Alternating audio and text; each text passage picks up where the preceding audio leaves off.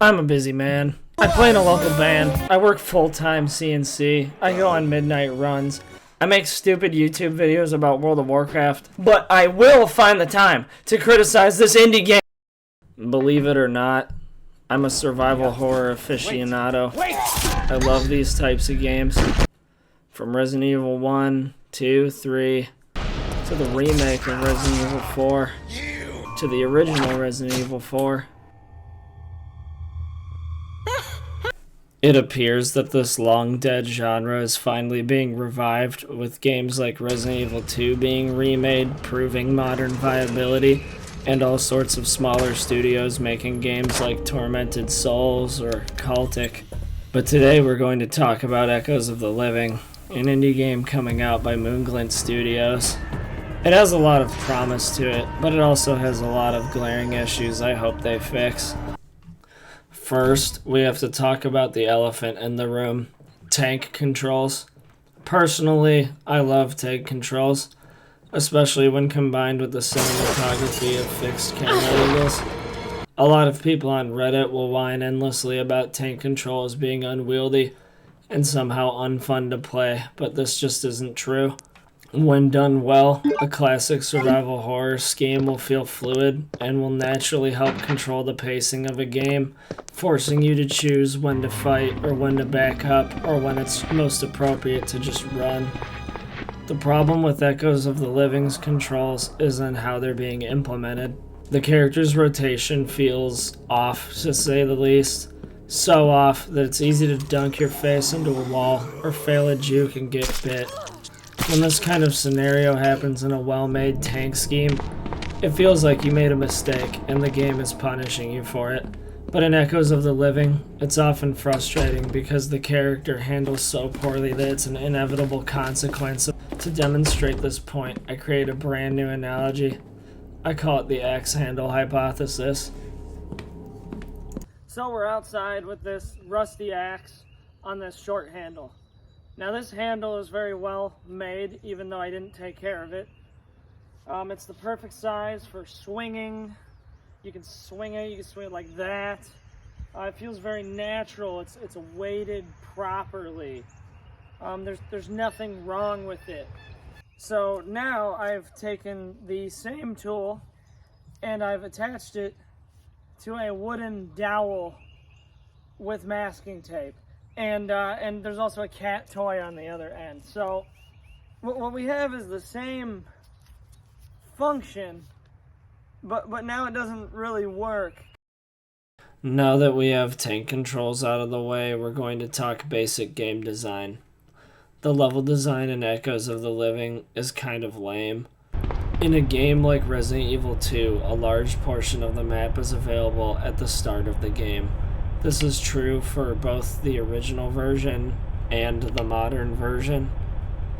As you explore the police station, you'll find keys, weapons, and puzzle solutions, which will all dynamically change the way you're going to interact with the police station.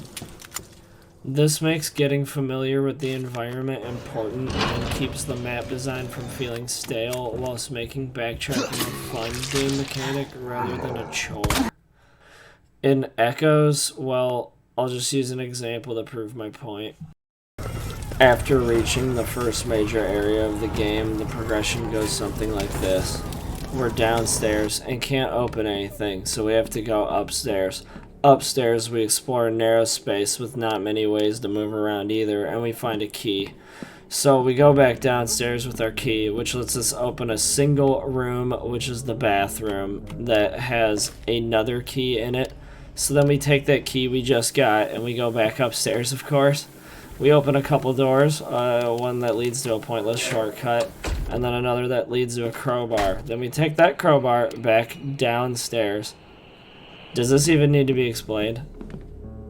This backtracking is entirely unnecessary and feels like it was added just so that there would be backtracking at all. They could have just not included any of the keys and had the crowbar exactly where they put it, and the level design would have been fine. In fact, it would have been pretty decent. You would probably still explore the entire area to get items because that's how these survival games work. and you wouldn't have to spend 10 minutes running back and forth for no reason. To top it all off, though, after we get a key, a cutscene plays to tell us that there are zombies downstairs now. I didn't need to know that through a cutscene. Most survival horror games like to keep you on edge, letting you be unsure whether or not it's safe to revisit certain areas. My last big complaint about this game isn't its overall presentation.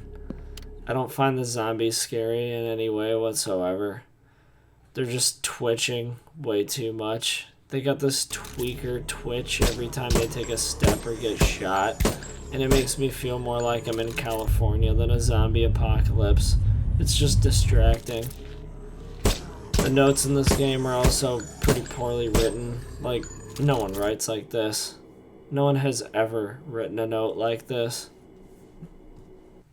Josh, if you're reading this, get the hell out of here! Exclamation, exclamation. The freaking manager got crazy and started to bite customers! Exclamation, exclamation. Now, these criticisms might seem pretty harsh, but the game does feel passionate. It has a lot of unforgettable mechanics from classic survival horror games of times past. It's like the devs really want to make a proper Resident Evil clone, so they copied all of the elements of it, but they just got lost when putting it together. They need to make a few gameplay tweaks to clean up the controls and have a more conscious effort on level design. Birds in the background. Now, I don't know how much of this that they addressed in the further levels or that they've fixed since they released the demo, but hopefully they cleaned it up a little bit. If you guys made it to the end of this video, I just wanted to thank you for watching. I genuinely have a lot of fun putting together these dumb videos. I know I'm not the best video editor in the world, and I can't upload consistently because of my job and other hobbies I have to dedicate my time to a lot. But if you want to see more, just subscribe. If we can get those subscription numbers up, hopefully someday I could make these videos more regularly. Because again, even just seeing 1 or 2 comments of people liking this stuff, it makes me really happy. But yeah, hopefully by continuing this channel, I'll become a better me. And you guys have a good day, or a good night, or whatever. It's, you know, you just do what you want to do. It's okay. I don't really care what you do with your time. I just hope you spend it well. And yeah, that's it. That's all I've got to say here.